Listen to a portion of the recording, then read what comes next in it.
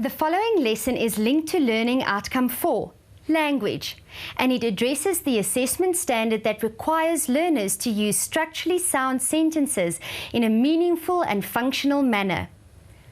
Learners should be able to use conditionals correctly across a range of contexts and use modals correctly across a range of contexts.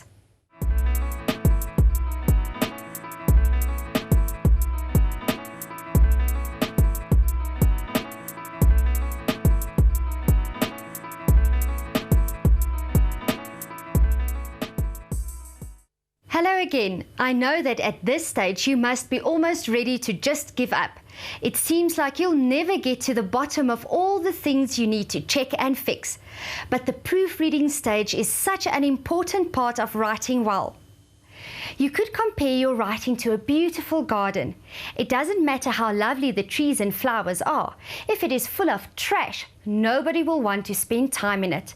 In the same way, even if you create the best piece of writing in the world, it will be spoilt if it is full of grammatical errors. Today we will concentrate on some common grammar trouble spots.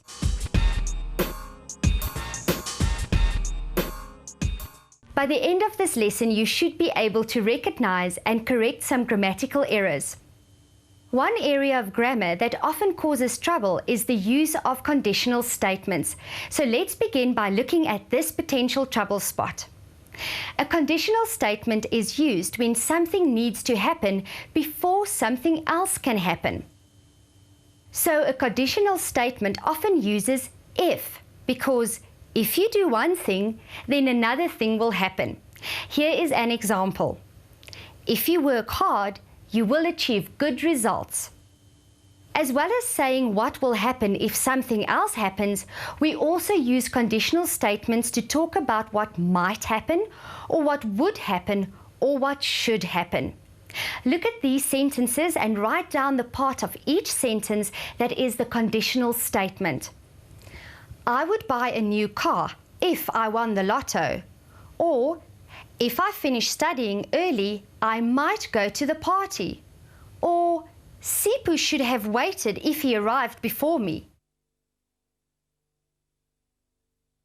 Sentences with conditional statements are a proofreading trouble spot because they use modal verbs. Do you know what a modal verb is?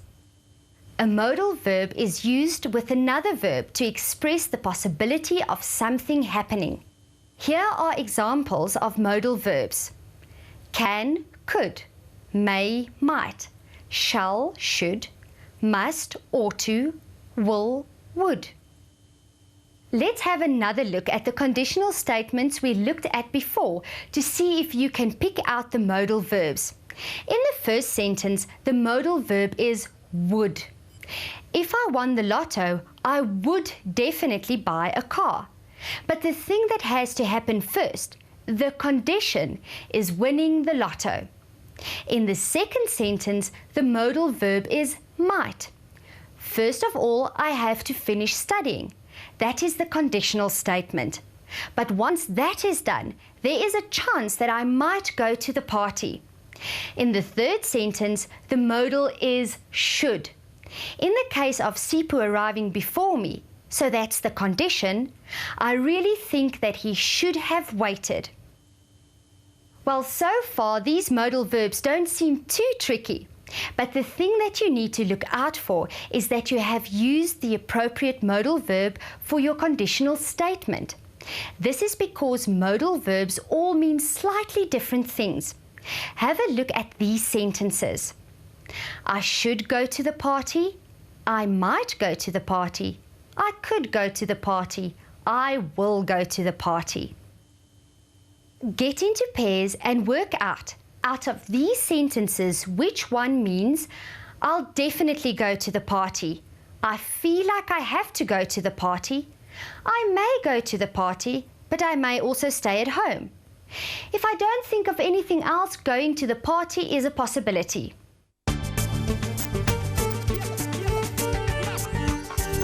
From that quick activity, I'm sure you have seen how important it is to use the right modal verb to convey what you really mean. For example, You wouldn't want someone to think you are definitely going to do something by using a modal like will, when there's only a possibility that you might do it. And at the same time, you wouldn't want to come across as being undecided by using modals like may or might, when you are definitely going to do something. So, can you think of some writing tasks where you may have to use modal verbs and conditional statements? There is a good chance that you might get an essay topic to write about that requires modal verbs. Here is one of them. Describe where you would go and what you would do if you had time and money to go on a 3-week holiday. Did you notice the modal verbs in the title? The word would expresses the possibility of something happening. And what about a conditional statement? Well, in order to go on a 3-week holiday, you need time and money. So if you had time and money is the conditional statement. Here we have a learner who tackled this topic. Let's look at what he did and see if we can help him by proofreading his use of modals. If I would have time and money, I would organize a journey to Durban for a 3-week holiday. I must book a hotel and might hire a luxury car. This learner is having a few problems with the modal verbs in this passage. The first change is here, where he says, if I would have time and money. Let's make this, if I had time and money. In this essay, it is also not right to say, I must organize a journey to Durban. This is because the topic is on a holiday that you might go on. It isn't definitely going to happen. So you'd rather say, I would. Now you are rather talking about what you would do if you were actually going on holiday. Can you spot the next error? Here the learner says, I must book a hotel. Again, must is too strong a modal verb. The essay is about what you would do if you were going on a holiday. Must makes it sound as if the learner is making definite plans. In this case, would is a better word. So who can see the next modal verb? The final modal verb in the paragraph is here. Should hire a luxury car. This word expresses the idea that something is recommended. If the learner was going on holiday, this would be fine. But remember, the paragraph is about a wish for the future. This isn't possible just yet. So again, we must use the word would to express this. Let's read our corrected version. If I had time and money, I would organize a journey for my family to go to Durban for a 3-week holiday. I would book a hotel for accommodation and hire the best luxury car. That's much better. Now it is quite clear that these things would be nice to do if time and money were available. So those are examples of modal verbs and conditionals. Mistakes like the ones we have just fixed creep into writing very easily, so watch out for them, especially when proofreading. Now let's go on to the next problem area that we should check for when proofreading. Errors of Concord. Concord is when the subject of the verb and the verb agree. For example, we say, I am going to the swimming pool, not I are going to the swimming pool. They are all studying English, not they is all studying English. The 6 boys were playing soccer, not the 6 boys was playing soccer. Now that we've made the corrections, the right verb has been used for the number of people involved. In the first sentence, there is just one person who is going, so we use the singular verb am. In the other 2 sentences, more than one person is involved, they and the 6 boys. So we have to use plural verbs, are and were. Have a look at another learner's essay and see what you think of his use of Concord. The topic for this piece of writing is all about me and my family. I'm the youngest in my family.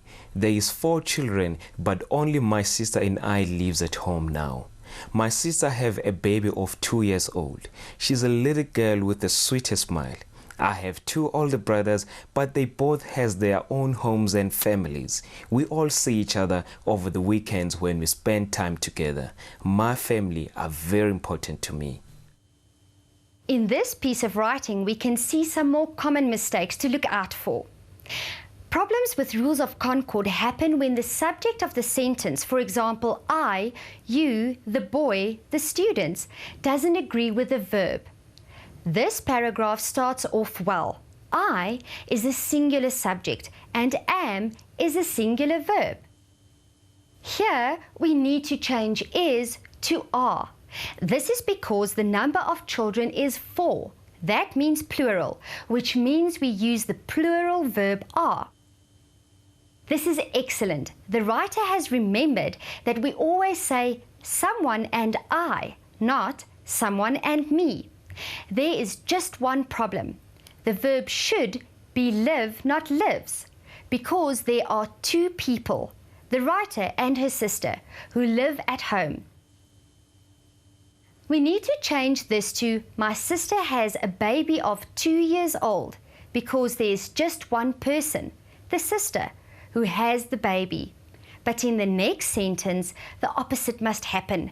The sentence must read, I have 2 older brothers, but they both have their own homes and families. This is because there are 2 brothers. Remember, a plural subject has a plural verb, and a singular subject must have a singular verb. This final sentence is a bit tricky. It should be, my family is very important to me. Even though there are several people in a family, we consider it one unit. Therefore, it is treated as a singular thing. Here is your task for today.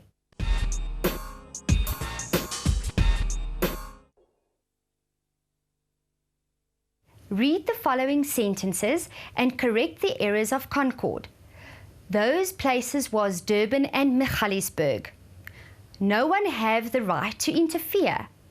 I is going to mark your essays. We was in big trouble.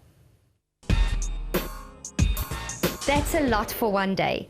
Join me next time when we will finish up our checklist for the proofreading process. See you then. Bye-bye.